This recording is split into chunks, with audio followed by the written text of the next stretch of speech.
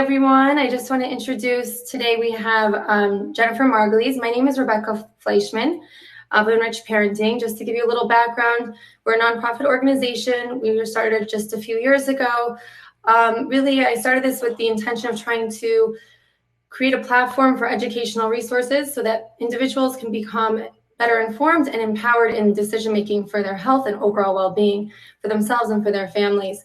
So I know we have quite a few new names that are going to be probably popping on today. So just to give that little background, we started doing webinars just a few months back. We're really excited about it, and we're super, super excited here today to have Jennifer joining us.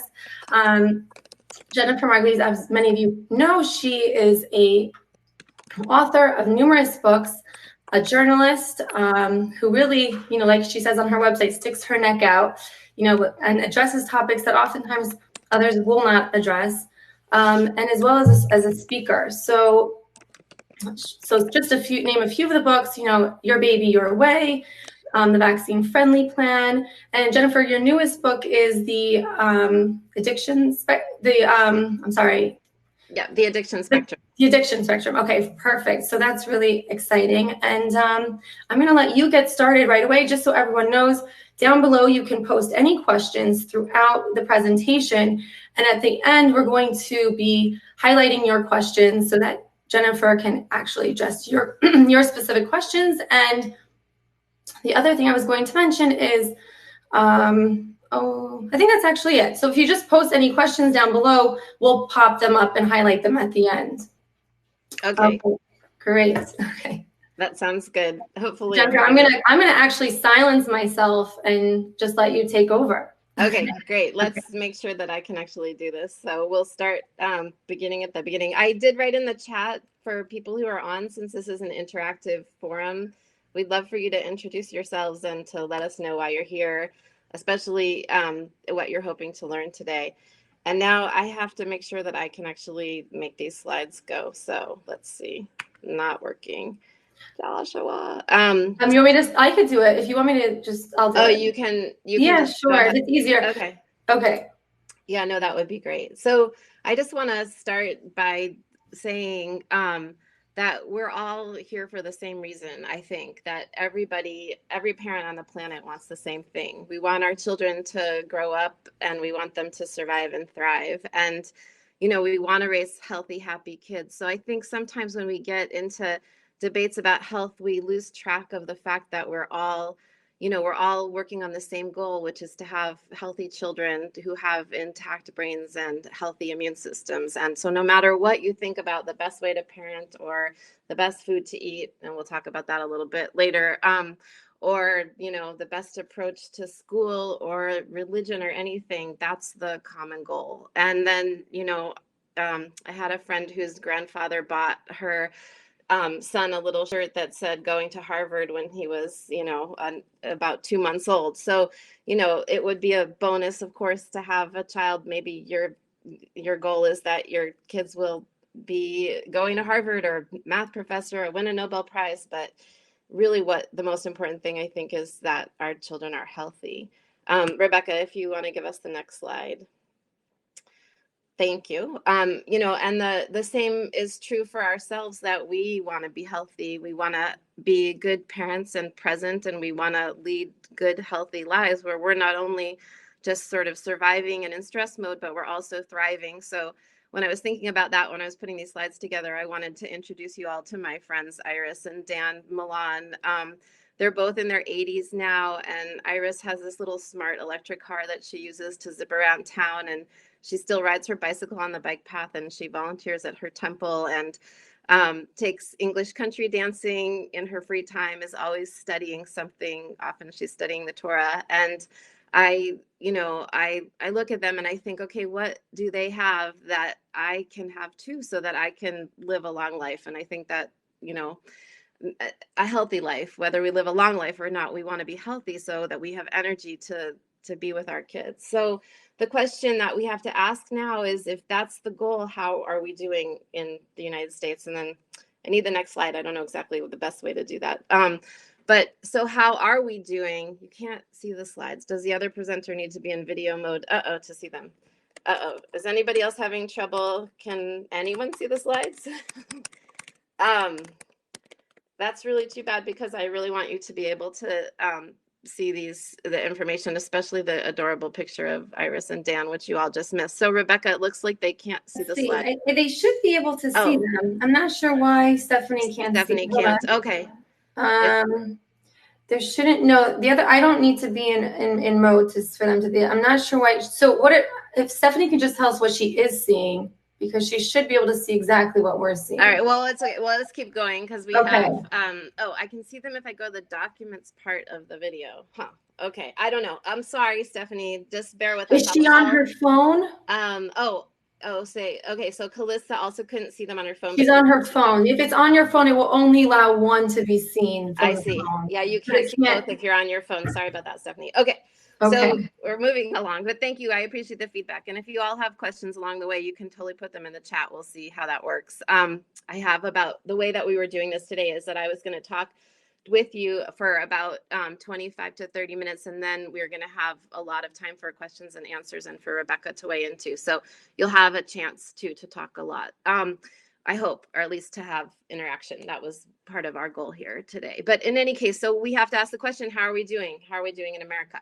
Well, it turns out that we are doing really badly. So a lot of you probably know this already, but we have the highest, not one of the highest, but the highest maternal mortality rate in any country in the developed world, which means that more moms die during childbirth in the United States. And it's actually a significant number given the fact that we live in the most technologically advanced, one of the most technologically advanced countries in the world, and we spend so much money on healthcare.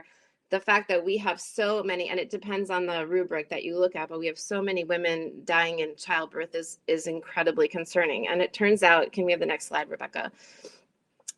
That we also have one of the highest infant mortality rates, also depending on how you count it. So, children in America, it turns out, aren't healthy. Can we have the next slide too? Sorry, this is a little bit awkward. So in terms of our life expectancy, the United States has always had a high life expectancy, but what's interesting is that the life expectancy in the US has dropped consecutively for the last 3 years in a row. So it's a very small downtick in our life expectancy, but it's enough for the CDC to say that it's statistically significant. And the reasons for the life expectancy drops are interesting. I mean, anyone can speculate about this. We don't have sort of hard, fast science to tell us what's going on. One of the main reasons has been suicide among young people, and that's something that really hits close to home. For me, one of my husband's best friends committed suicide and left behind his 8-year-old daughter. And I have a dear friend who lost her 19-year-old just in November. He was having a lot of problems, and he was upset about a girl, and he hanged himself in his dorm room. So there's probably nobody here who hasn't felt this and been affected by it. But something else that's very interesting, and if we could have the next slide, is that I'll go to this in 1 second, is that in terms of downticks in our life expectancy, we also know that children are having more problems literally than they've ever had before. And one of the main problems, and you all know, the people here who are versed in this kind of thing, like Sherry, you know that this slide is out of date. The information on it, if you can read it, it says that 1 in 68 children is affected by autism. And we know that number now is considered 1 in 54, but it's probably the most recent is 1 in, they've said that like 1 in 36. And the issue with that is that people with autism have a severely declined life expectancy. So this might not be enough of the population to be affecting the life expectancy rate overall, but I suspect that it is. So the average age, according to the latest scientific research of a person severely affected with autism, the average life expectancy is 36 years old. We also know that, children are being disproportionately affected by things like cancer, which is the #1 killer of children in the United States. And type 1 juvenile diabetes, and developmental delays of all kinds, and allergies, sometimes severe allergies. So by any rubric, um, our sorry, I'm looking because Joshua is texting me to tell me how to change the slides. You can also just put it in the chat, Joshua. I guess that might be easier. In any case, we're not doing very well. Clearly, our country is suffering in a big way. Rebecca, the next slide, please. So here is people get very upset when I talk about this, about children with autism. And of course, autism is a spectrum disorder, and some people are just neurologically different and can have wonderful, long, healthy lives. But a lot of the people, unfortunately, with autism are severely brain and immune damaged. And here is one of the citations, if you're wondering where this comes from. All of the numbers that I'm sharing with you are part of the peer-reviewed science. So the mean age of death for individuals with autism in the study that they did, and you can see it's not a huge study, but it's an important one, was 36.2 years. Okay, Joshua says I can change the slides myself. Okay, there we go. I did it. So why? What's making our children sick? That is, of course, the question that's on everybody's minds. And if you read the newspaper, people are going to tell you that it's the measles. But interestingly, we know that now it's not working. Darn it. Okay, there we go.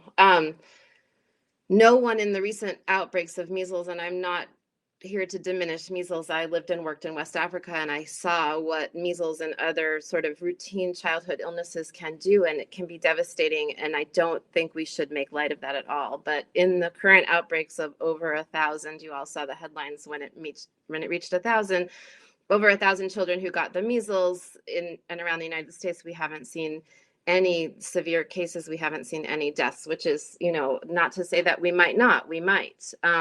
But I want to tell you, I'm here to tell you something you already know. Measles is not what's hurting our children's brains and their bodies. So this question of, what is going on with our children's health is one that my co-author, this is Paul Thomas, many of you may have heard of him, set out to investigate. So he was a very conventionally trained doctor. He got his medical degree from Dartmouth. He now has 15,000 children, about 7,000 families in his practice, because many of his families have more than one child. And when he was working kind of business as usual, practicing standard of care medicine, something happened. In 4 years, he saw 4 different children become severely brain damaged. And he was just doing everything that he was told by his practice, by the Centers for Disease Control. And he was seeing that, clinically speaking, his children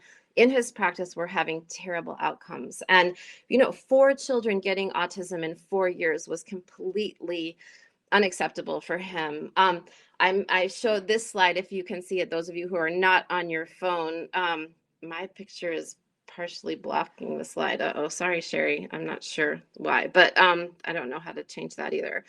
In any case, he has a YouTube channel that when I first met him had about 30,000 subscribers, and now has over 1 million subscribers. And, he's a pediatrician who takes care of lots of different things, including staph infections and umbilical cords, just like any pediatrician. But he realized that he needed to start studying what was going on with children's health for himself. He started listening to parents. He started going to the actual conferences about autism and its causes and cures. And he started, now Sherry fixed the issue by docking your phone. Okay, good. Anyway, and so I'm going to share with you some of what he learned, some of what I learned. My background, as Rebecca mentioned, is that I am a journalist and a book author, and I've got 4 children who now range in age from, my oldest is 20 and in college in New York City, and my second oldest is about to break our hearts and go to college, and then we have a 15-year-old and a 9-year-old. So this information that I'm going to share now comes from mostly from what Dr. Thomas uncovered when he started looking into why his children conventionally treated in medicine were having such poor outcomes, and also from my experience. I'll say more about that. Let's see if I can. Oh, there we go. I did it. So one of the things that he uncovered was that the problems with Tylenol, and probably those of you who are on this call, maybe you can tell us in the chat box if you can get to it, already know about this, but Tylenol, which is called acetaminophen or paracetamol in Europe, is present in over 600 over-the-counter and prescription medications. You often are giving it to your kids without even realizing it because it's in cough syrup and all of that. And the problem with Tylenol is that in a way you could say it's like a toxic amplifier. I'm going to just share very quickly, because I think I'm running out of time actually already. A few scientific studies that I'd like you to be aware of. So 48,000 pregnancies were examined in Norway, and they found that prenatal exposure to Tylenol, meaning to acetaminophen or paracetamol, was substantially correlated with bad outcomes of children at age 3. So developmental delays, communication delays, and behavior problems. Well, that was one study from 2013. What about other studies? It turns out that 64,000 children were studied in Denmark, and they found the same results, that people whose moms took Tylenol were at greater risk for attention deficit disorders. And it's a dose-dependent relationship. So the more you take, the more often and the higher risk of a poor outcome. Another study was in 2016.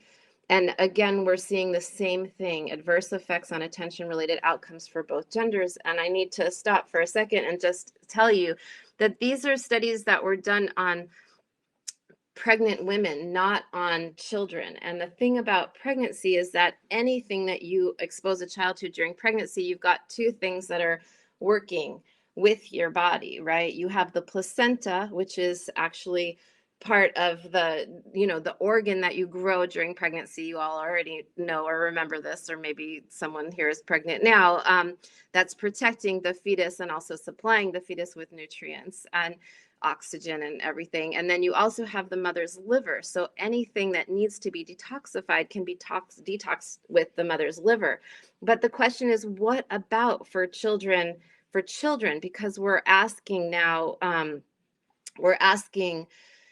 we recommend Tylenol, and we recommend Tylenol often when a child has a fever or an illness, or is taking an antibiotic for something, or is getting a vaccine. And the problem is that the theory is that the problems with Tylenol become much, much greater if you give Tylenol to small children. So even though doctors continue to recommend it, when you look at the scientific literature, basically every study that's been done on this has showed that Tylenol is problematic in humans. And then we just last month had a study that was done in rats that basically showed that the more you give over time, the more brain damage you create. And the reason we think why this is happening is, hold on one second, sorry, I'm gonna go back to this slide for a second, is that, this is one plausible biological mechanism, which is that Tylenol is,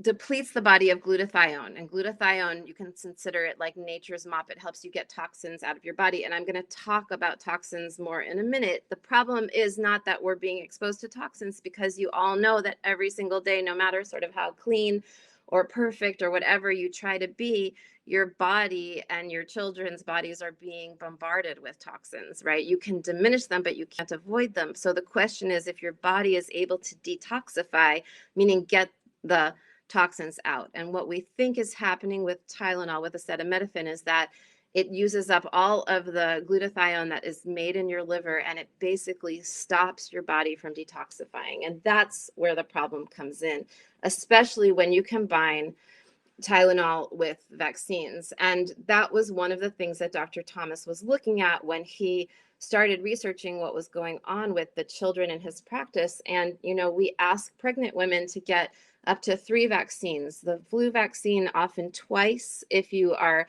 pregnant during 2 flu seasons, and then we're asking pregnant women to do the Tdap as well. The idea is that if you have that vaccine, that you could theoretically protect your child by creating antibodies, for when the child is little, because pertussis can be very, very serious in children under 3 to 6 months of age. Then first of all, the baby is already being exposed to vaccines and Tylenol. And then after that, that's during pregnancy. And then in the first few hours of life, then a baby is given a shot for hepatitis B. And the issue there, what's the issue? That's what we've been trying to figure out for years now. Literally for 20 years, we've had parents saying to doctors and health care professionals, I had my child seemed to be developing normally. I went to a well baby visit and my child's health started to decline. Sometimes it's instantaneous. There are people whose children have passed away within 24 hours or within 5 or 6 days of getting vaccines. We're always told that that's an unfortunate coincidence. It has nothing to do with it. Parents say otherwise, but sometimes it's a gradual decline over many, many months. And then when I interviewed a mom who said she had this thick packet from her doctor of all of her son's health records, and she just handed the packet to the doctor and said, I figured this out, see if you can figure out too. And the doctor started reading it, and basically after every single quote well baby visit, the child got sicker and sicker. And so we've been trying to figure out why. One of the ideas that have been thought of that some people still think, and there is science to back this up, is that it was the thimerosal in the vaccines.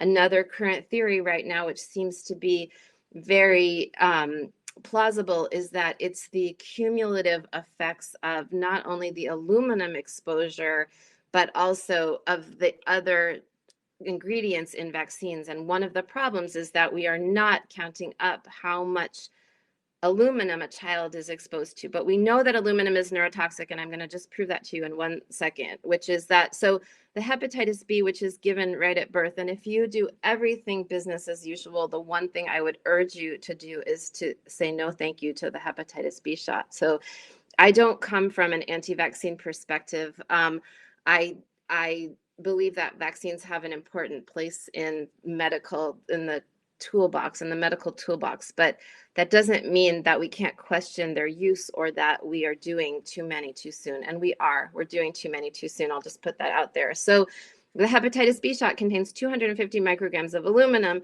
and then you're also getting vitamin K potentially right at birth. And so some of the brands of vitamin K also contain aluminum, and we haven't ever kind of calculated what that means to intramuscularly give this much aluminum to a small child's brain, but it turns out actually we have. So from the FDA, and then I'll move along. I'm sorry if this is too technical for some of you, but from the FDA, we know that research indicates that we cannot give more than 4 to 5 micrograms of aluminum per kilogram per day, because when we do more than that, we see levels associated with central nervous system, that means brain, and bone toxicity. Tissue loading of aluminum may happen at even lower rates. So depending on the size of your child, you're giving them between 4 to 5 to 6 times. It depends on how many kilos your child weighs, the amount of what the FDA says is safe. So already we're in violation of FDA safety standards. I'm going to just run through this really quick. So I mentioned that aluminum exposure is also happening in utero because we're asking pregnant women to take the Tdap, and you can see from these slides, and this is something, by the way, that anyone can look up to find out about the ingredients in vaccines. You Google the words vaccine excipient list and you get the list from the pink book. So it's the CDC. That list is constantly being updated, and there's some sense that they're actually taking off ingredients that exist. I don't know that that's true, but I would highly recommend that you Google vaccine excipient list, find the CDC pink book, and then save that as a PDF so you can refer back to it afterwards. So we have not only aluminum, but we have other things. We have that people aren't usually aware of. The one that I'd like to just point out is polysorbate 80, which is a known endocrine disruptor. So if you see the Boosterix Tdap contains polysorbate 80, you've all heard of formaldehyde, and there's, tiny bits of it. We're talking about parts per million. And another comment that's often made is, well, this such small amounts, how can this be causing damage? But again, it doesn't, what matters is if your body is able to detoxify. If you are giving vaccines and then you're giving something that actually compromises your detoxification pathways like acetaminophen, even tiny amounts are going to matter. And with things like endocrine disruptors and carcinogens, it turns out that sometimes the dose doesn't make the poison. Sometimes smaller amounts can be just as problematic. And then there's something, some sort of fancy terminology. Here's what's in the flu vaccine. And I have that slide up there just because we're asking pregnant women to do that. But the synergistic effects of toxic exposures, and that's what I would like people to ask more. What are the synergistic effects of toxic exposures? And the only fair answer we can say is that we don't know. I mean, you can be as anti-vaccine or as pro-vaccine as you want. And we can point to science. Everybody will cherry pick the science and show what you basically have a foregone conclusion, and then you look on PubMed and you find science to back up what you previously believed, right? That's what we all tend to do. Hopefully people who are really scientifically minded don't. But the issue here, I mean, the true honest thing that we can say from both a scientific and a journalistic perspective is that there is more that we don't know about vaccine science than that we know, that many of the studies that need to be done have never been done, and that we believe that vaccines are helpful to the immune system in certain cases, but now we have a growing body of evidence that shows that we're doing too many too soon. So I think that is, and we don't know, for example, what the synergistic effects of vaccines are. And remember, if we're talking about synergistic effects of toxic exposures, there's a lot of other ways that you're being exposed, you and your children being exposed to toxins. And some of them are things that you would have thought of, and some of them are pretty surprising. So you may have seen this week, there's been a study that's, there's a news article against one of the manufacturers of prenatal vitamins. And the problem is we tell people go take your vitamins, that's like it's an insurance policy, a nutritional insurance policy, which drives me crazy because a nutritional insurance policy is making sure that you get the most healthy, abundant nutrients from real food that you can. And taking vitamins that contain things like yellow 6 lake and red 40 lake and blue 2 lake is highly problematic, I believe. And the reason why is, we've actually studied this, is if I show you the next slide, there's an excellent, it's a few years old now, but there's an excellent, I should have had that in the chat, but report that was done by the Center for Science and the Public Interest, which is a group of, it's a nonprofit, and they tend to be quite conservative scientists, and they're really, really careful and meticulous in their studies. But what's really interesting, food dyes a rainbow of risks. So I don't know if any of you have spent time in Europe, maybe you can tell me in the chat. But a lot of people who find that they have stomach problems and issues when they're in America, they go to Europe and all of a sudden they can eat anything and their inflammation goes away, their arthritis or their asthma. And one of the things is that the European Union is keeping much greater tabs on some of these toxic exposures. So in America, if you buy a strawberry milkshake from McDonald's, it contains no strawberries and it contains a lot of red 40. In Europe, if you go to the same McDonald's and you buy a strawberry milkshake, it doesn't contain any red 40 and it actually contains strawberries. And it's really problematic. Another takeaway that I hope that you'll take from this talk is that don't, as much as you possibly can, and I shared with you that I have teenagers, it's not easy to do, but we have to make sure that we don't expose our children to this kind of stuff. So these tar derived, or are they tar? I believe so.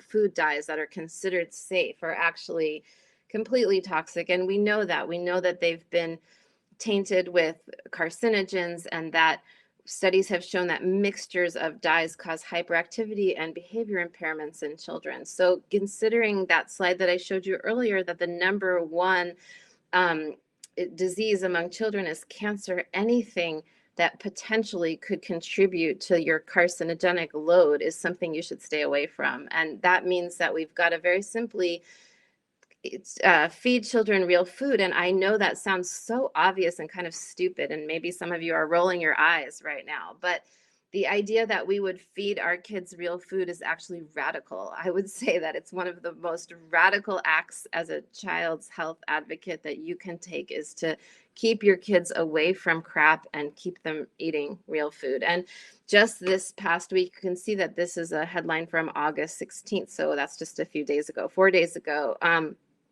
There has been in the news, I mean, this is pretty interesting, showing that bacteria, some of the harmful bacteria, have evolved now to actually thrive in sugary environments. So this is C. diff, and you may have heard of it before. It results in nearly 500,000 infections in the United States, and it's often, these are fatal infections because this becomes sort of a superbug. And what happens is the spores of this nice looking bacterium damage the lining of your intestine, lead to severe dehydration and inflammation of the intestine. So it's a lot of times when people have sepsis, it's because of C. diff. But what's interesting about this and all sorts of other microorganisms, and you might already know this, you probably do, you've heard of the human microbiome, right? That means that we cohabitate with a lot of microorganisms. And again, it's a question of balance. So if you have some C. diff in your gut or in your microbiome, it doesn't matter. What matters is if it gets out of control. And sugar is one of the ways that we can tip the unhealthy bacteria. And a lot of times, all you need to do to keep your kids off of antibiotics, because I don't have time right now, but we could talk about the overuse of antibiotics as well. But one of the things that you need to do is just stop eating refined sugar. Basically, refined sugar promotes the growth of bad bacteria like C. diff. And again, it's a pretty simple lifestyle change, especially if your children are small. It's a lot harder once they hit about 7 or 8 years old. And what matters most is not being absolutely rigid or stressed out about this at all. What matters is that if 95% of your children's diet is healthy, real, whole foods as close to their natural form as they can be, which means lots and lots of vegetables in bright different colors, and fruits and nuts and seeds and beans and healthy fats of all kinds. And if you eat meat, high quality grass-fed, grass-finished, preferably kosher meat, that kind of thing, is going to be incredibly helpful. And as long as it's most of their diet. So what's happening with humans is that 85-95% of the diet, well, not 95, I hope, but is actually just junk food. It's just packaged plant food that's made in a plant, as Michael Pollan says it, instead of food that is from plants. And that's another thing that Dr. Thomas realized was making his kids, his own children, and the children that were in his practice sick. And it's, we call it the SAD. The standard American diet is very, very sad. It's one that promotes all sorts of overgrowth and poor health. So Paul and I got together. This is a picture of the two of us, me looking askance and him with his reading glasses you can see that they're broken in the background. But in any case, we got together and we pooled our knowledge, and we figured out sort of what the most important things would be to takeaways. And I'm going to just skip right to that slide so that we have time for the question and answer. But basically, we came up with an evidence-based protocol to developing babies. Oops, there's a word missing there. I'm sorry, in the slide. It's to keep developing babies. So to keep children safe from infectious diseases and from overexposure to toxins, because there is some interesting benefits actually to getting infections, and that's something we can talk about potentially later. Obviously, think about what I said at the beginning. We want our kids to survive and thrive. So if a child gets sick, it's scary. It's horrible. No parent really wants their child to get sick. When they get sick and they recover from that sickness, we think there may be some potentially positive unintended benefits to actually fighting off illnesses, which I think is really fascinating. But at the same time, we need to make sure that the host, meaning the child, is incredibly healthy, right? And so how do we do that? So here is sort of the one page of the very best advice for the takeaway. You see that it says no Tylenol ever for pregnant moms or for new babies. I would just throw away any Tylenol you have in your house and tell everyone you know never to buy it again. And I know this begs the question, well, what do you do instead? And we can talk about that if people are interested. But also absolutely no vaccines during pregnancy. There is no research showing that even the idea behind it, that stimulating the immune system in that way for a pregnant woman is actually going to have a positive effect on a child when they need it. But we do know that we do not want to hyperstimulate the immune system during pregnancy. In fact, you're suppressed during pregnancy, right? Because you don't want to have a strong immune response. There are so many reasons not to do any vaccines. And then you don't do hepatitis B after a baby is born unless you or a family member tests positive for hepatitis B, which, as you may remember, is a sexually transmitted disease that's also given through sharing dirty needles. If a baby is at risk, it makes sense to give that vaccine to an at-risk baby. If not, there is no reason on God's green earth that anybody in America needs the hepatitis B vaccine at that age. And, you know, we have excellent prenatal care in this country, and everyone is tested for sexually transmitted diseases. So you'll know if that's a vaccine that your child needs. The next best recommendation is a whole food, real food diet for the mom, for the baby, and for the whole family. And it's not a stress thing. Don't stress about it. You need to enjoy eating and have a good time and share food together and sit down as a family. So it's not about being crazy stressed out about your kids and what they're putting in their mouths, but it's just understanding that you need to eat sort of the whole rainbow, and that you need to eat fresh, healthy, delicious food and together in community. And that is really going to make a difference. And that things like packaged macaroni and cheese, as you know, easy as that stuff is, or a can that you open, of Chef Boyardee or whatever it is that people are eating, as easy as that is, those should be treats. They shouldn't be every day what we have for breakfast, lunch, and dinner. That's where we're running into problems in America. And then if and when you choose to vaccinate, you do one aluminum containing shot at a time. So that some vaccines, the live virus vaccines, do not contain any aluminum. The reason why we have aluminum in the vaccines is actually to make the body recognize them as foreign so that the body will mount an immune response. It's absolutely reasonable to decide to avoid all aluminum containing vaccines. And there's actually some really fascinating new research talking about unintended consequences of non-live vaccines.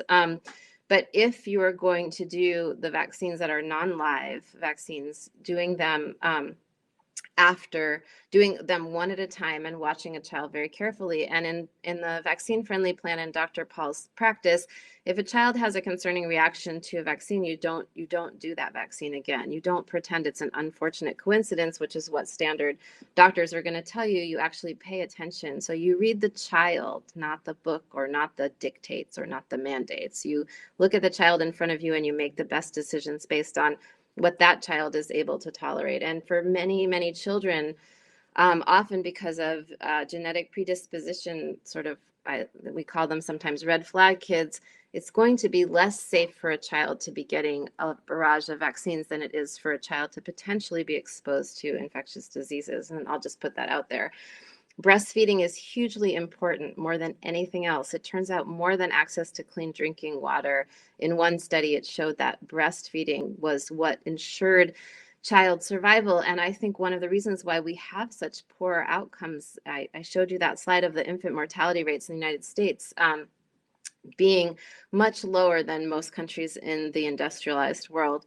And one of the reasons, I think, is because we score very badly on the breastfeeding scorecards, report cards. A lot of women don't get the support that they need to meet their breastfeeding goals. And a lot of women are not breastfeeding even by the time they just leave the hospital, even though they wanted to. And partly they're being given all of this formula and told by their doctors that they're not going to succeed. And By contrast, when I was in Norway, which has one of the highest infant survival rates in the world, 90 to something like 99%. I mean, somebody told me that Norwegians tend to boast on their statistics and exaggerate their success. I don't know if that's true, but than something like 99% of the women leaving the hospital are exclusively breastfeeding. And then at 3 months, the vast majority of those women are still breastfeeding. I can't tell you how important it is to exclusively breastfeed. And it's another issue that goes into a healthy immune system is getting enough vitamin D. So Americans tend to be deficient in vitamin D. I prefer that you get outside and get into the sun and that you make sure that your children get sunlight. We don't want kids to burn, but we do need them outside and we need them getting sun on their skin every single day. And then, there's so many more things that I could say, but just the last one on this slide is that you limit your exposures to toxins. So you're making sure that your kids are exposed to the healthiest things they can, including things that will enhance their microbiome that we talked about earlier. And then we're limiting their exposure to toxins. And the toxins are, you've got to look at the makeup that you're putting on your face, and you've got to look at the soap that you're using, and you've got to look at the food that you're eating, and you've got to look at your cooking utensils. So if you're cooking your food with plastic and the plastic spatulas, and that's melting into the pan every time you're stir frying something in a Teflon pan, and that Teflon is coming out of the pan and it's actually getting into your children's food supplies.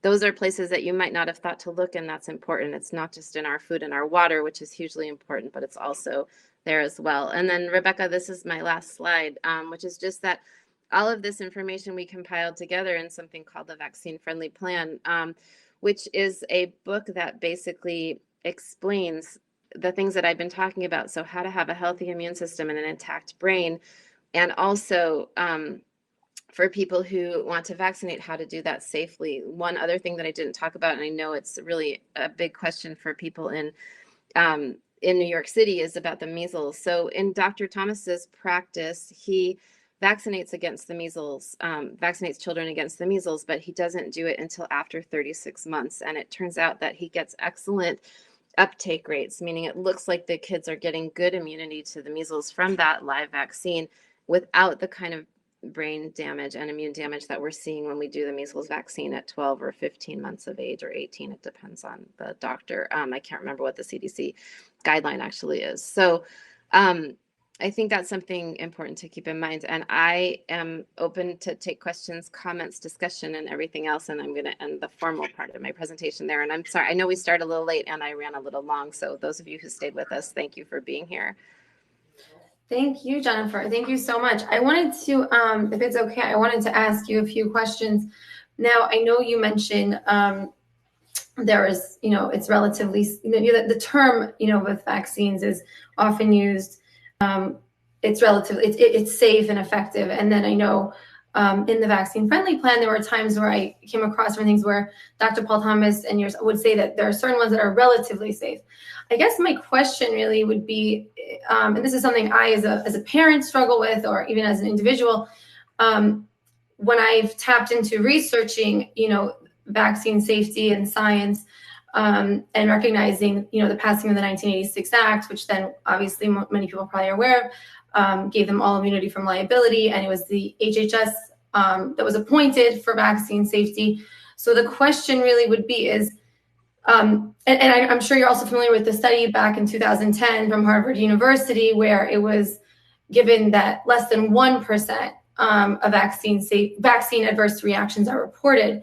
That being said, how and being that we don't have the study of vaccinated versus non-vaccinated, and we don't have studies, we're looking at the the schedule overall. How is it possible for a parent to really adequately assess the benefit versus risk when we don't really know what the risk is? Yeah, that's an excellent question. So here's the thing is that, and a lot of people want the answer to just be black and white. And so it's really a lot easier to just say, okay, vaccines have had their time and place and they're all bad and let's not do them anymore. Or it's easy to say, I'm just going to follow the CDC because the CDC knows better than I do. And those are the easiest places to be. I think the harder place to be is to say what I'm going to suggest, which is that you look at each and every vaccine on a vaccine by vaccine basis. So it's ridiculous to talk about vaccines because they're not a monolith. They're not just one thing. Each vaccine has a different efficacy profile, a different safety profile, and a different necessity profile. So, I talked about hepatitis B because that one is an easy one. That one is, it's very clear that we should not be doing that. And a lot of other countries that have better health outcomes do not do the hepatitis B. The birth and infant series of the hepatitis B is absolutely unnecessary. And there's so much strong research to back that up. Something like the measles is a lot more difficult. And I mean, what we do know is, Rebecca, is that if your child gets the measles, we know, and they are immune for life, they will mount, if they're okay. So the issue is that they need to be okay. And we're afraid of the measles, but there's nothing to be afraid of. It's pretty scary, actually. I don't know if your children have had measles, but I mean, even some kids will get chickenpox and they'll get really, really sick. They'll get high fevers, they'll get lethargic, and that's not an easy thing for a parent to watch. But the good news is they come out the other side of that with a much stronger and more robust immune system, right? So the question there is that, the issue is that we look at it on a vaccine by vaccine basis, and then you do your own personal risk benefit analysis.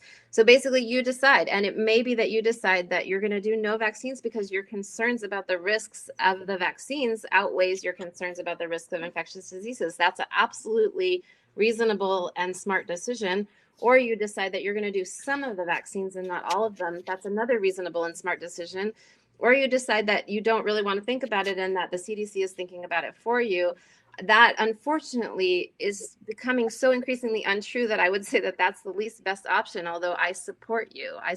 We support, I should say. So Dr. Paul and I, support parents in whatever they decide to do, however they decide to do it. The point is to make educated decisions. And you're right, we don't have all the information, and that does make it difficult to make good decisions. There's all these questions in the chat. I hope that let's go to them. I really appreciate, the openness that you are, you have and Dr. Paul has. And I think that that's one thing. I just want to say one more thing is that it's unfortunate. Like I came into this, my oldest is 10 years old. I came into this 10 years ago. And even before that, being that my parents were both medical physicians and I had a lot of seeds planted, on holistic health. But what I do feel badly for is now as a young couple or young family or coming in and making this decision for their child or their newly born infant, there's so much more information actually available, interestingly enough, but the hostility and the coercive mandates that are coming up is very hard, I think, for people to be able to make that informed decision from a place of, from that personal place without. Yeah.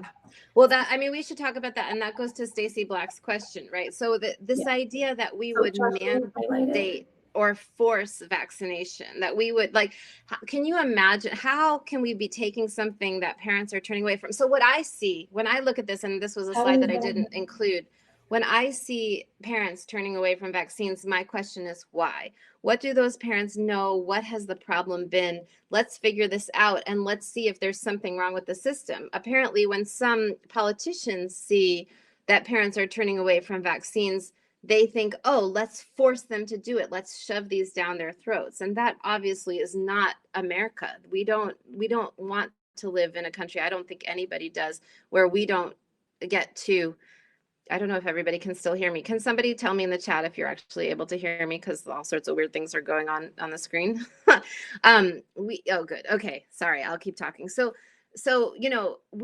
we obviously, I think that medical decisions need to be made in the privacy of a doctor's office. And I think that every parent should be very, very concerned if they're being told that they have to do things and that there's one way and one size. I mean, we have to vary medicine and medical recommendations based on whether you're a man or a woman, based on, even the time of day that you take medication can actually affect its efficacy.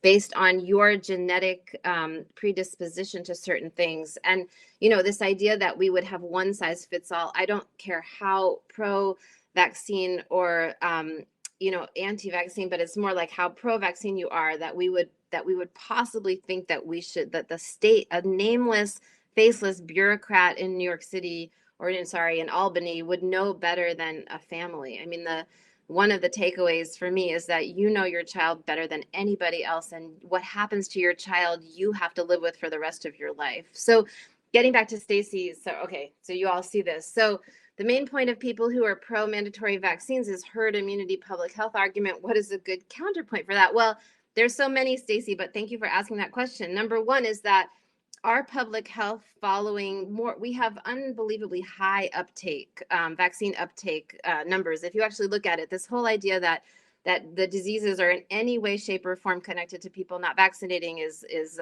completely bogus, and the CDC information can show you that right off the bat. So we have over 90%, right?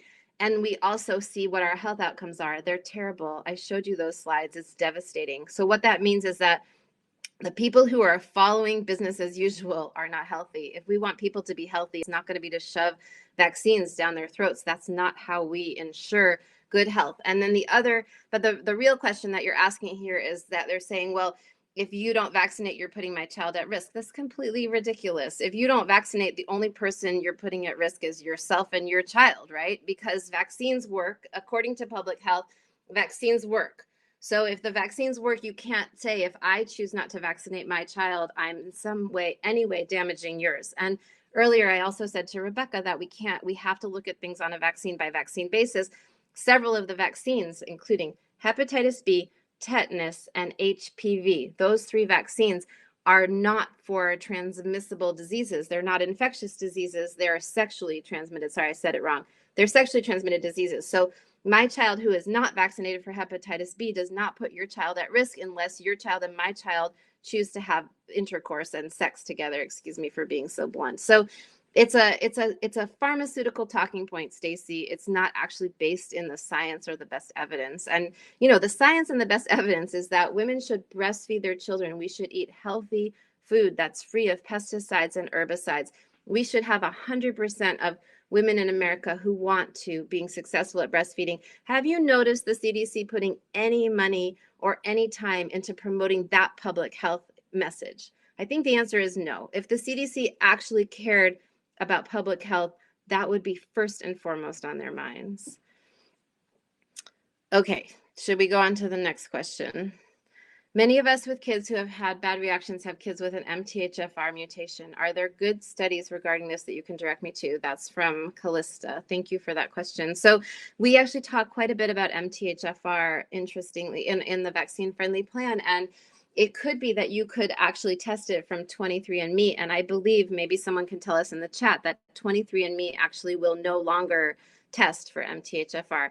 Some people call this like the motherfucker mutation. It's a hard thing to remember. And basically, if your child is homozygous for MTHFR, it looks like their detoxification pathways are even more inhibited. So if you give a child with MTHFR vaccines with aluminum in them, and then also give them Tylenol, you're giving them sort of a 3-point punch, and it can be devastating. And what Callista says is absolutely true, that a lot of the kids who are having problems with vaccines do have this mutation. So in terms of studies, yes. I mean, yes and no. The hard part is, the place that I would send you is, and you probably already know this, but is Ben Lynch, ND, is the expert. I'm just typing it in here on MTHFR mutations, and his site is absolutely full of really important and good information.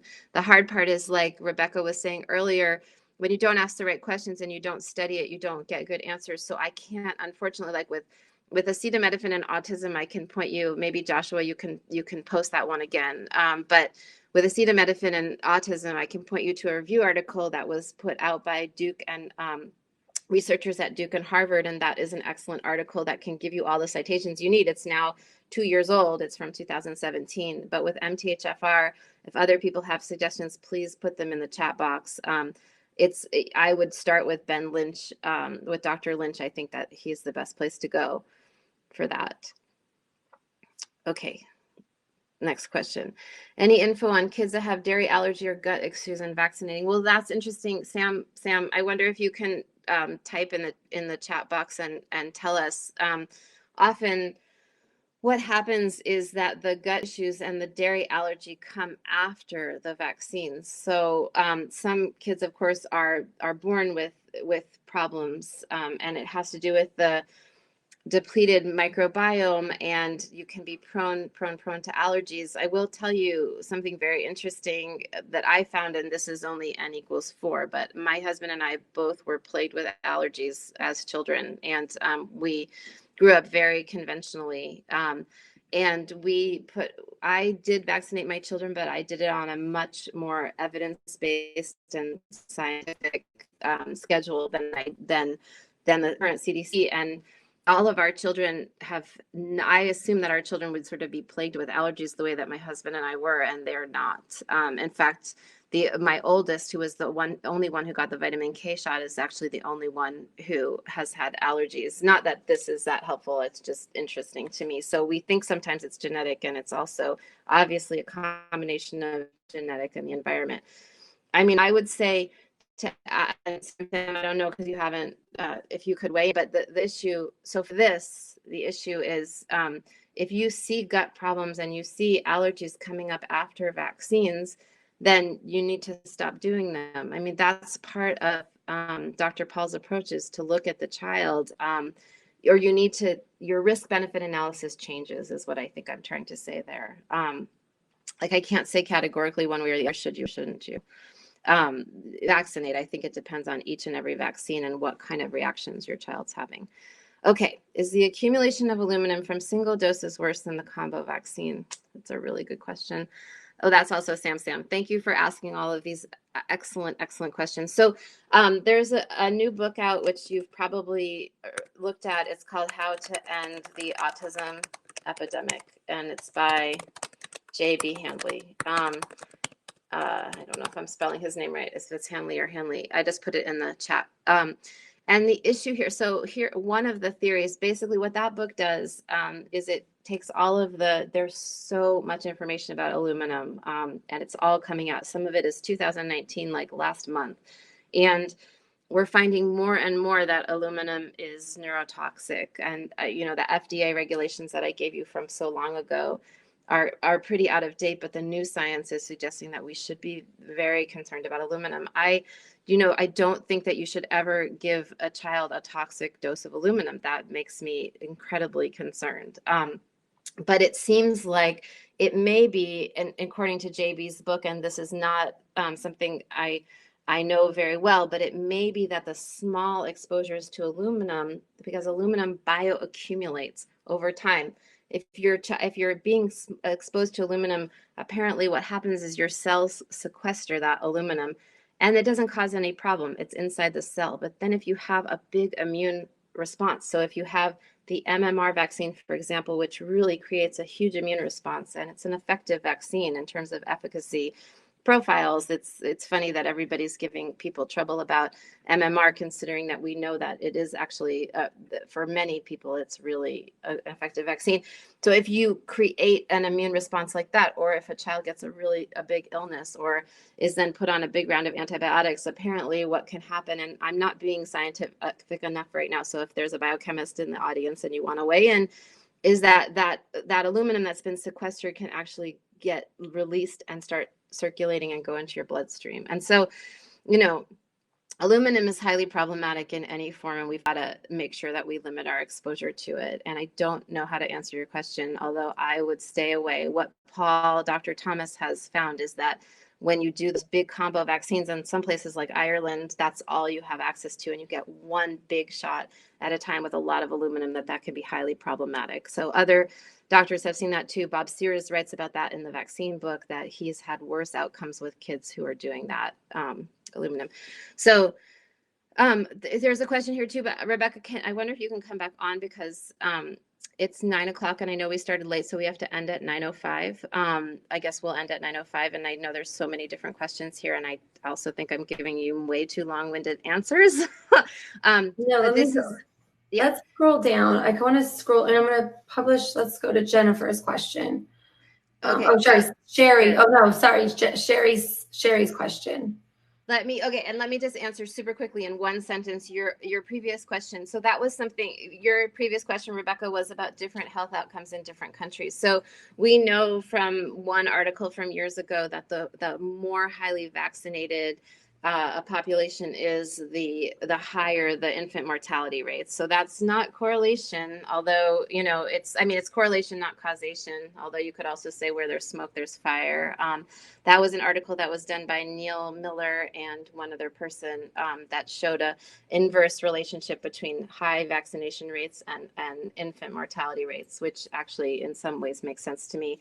But we also know that countries with the best health outcomes, I mean, that's what we should be asking. European countries, every single schedule differs. And the ones that are the countries where kids are living the longest and have the least number of problems, interestingly, tend to be the countries that have either less, well, that have more evidence-based vaccine schedules. So the schedules are much more what we would call relaxed. Okay, Sherry's question really quickly. I feed my kids a predominantly organic diet. What advice do you have to deal with family members who continually try to find them processed foods? Say just a little bit won't hurt, or I eat that stuff and I'm okay.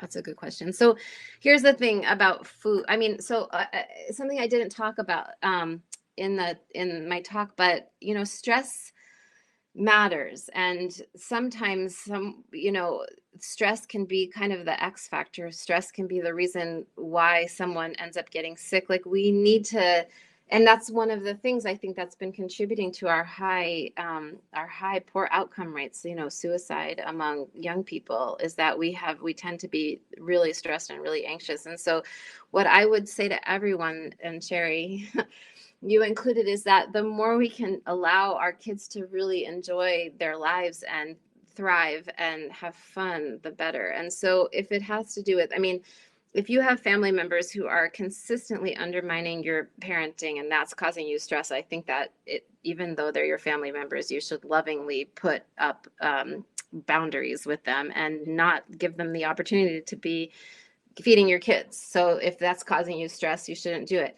But if you have family members who you love and adore, and your kids love and adore, and they are not eating the same way you are, and they absolutely refuse to, if they're sitting with your children and they're eating in community and they're enjoying themselves, I think you have to let it go. So I think I do think that it matters to not sort of, and I am probably guilty of this. I was just talking to my kids about it yesterday, like, that they should be able to have fun and enjoy themselves and not, what I was saying that I was guilty of is that, like, I'm totally into healthy eating and I don't, I want to avoid sugar and I want to make sure my kids are eating really well.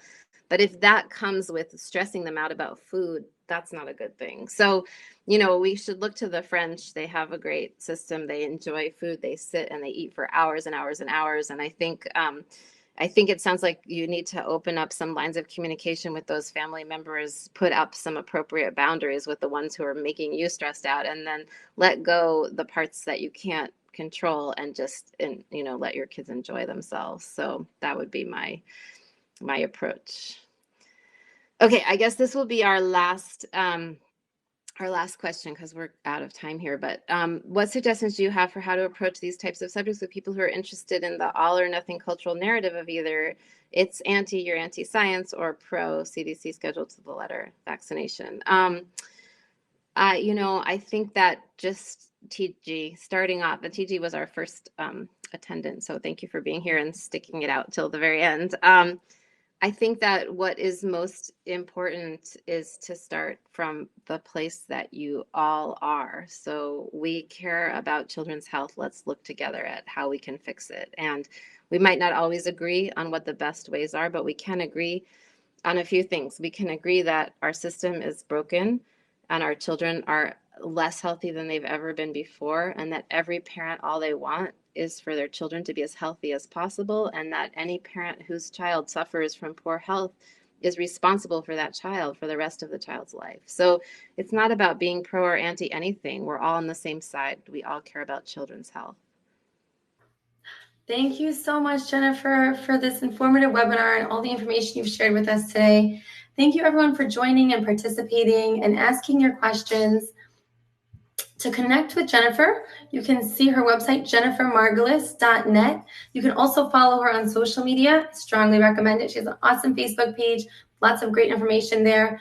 And if you don't already have a copy, I would strongly encourage you get a copy of the Vaccine Friendly Plan. It's a fantastic book, a great resource. Share it with friends and family.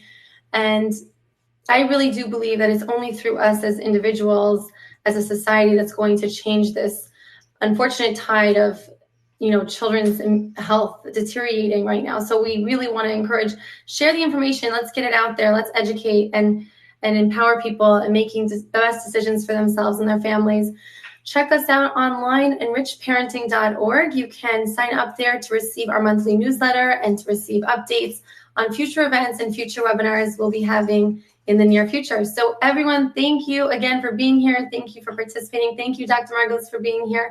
It was so nice to have you. It was an honor having you. So thank you. And everyone, wish you all a fantastic and awesome day. Thanks, guys. See you soon.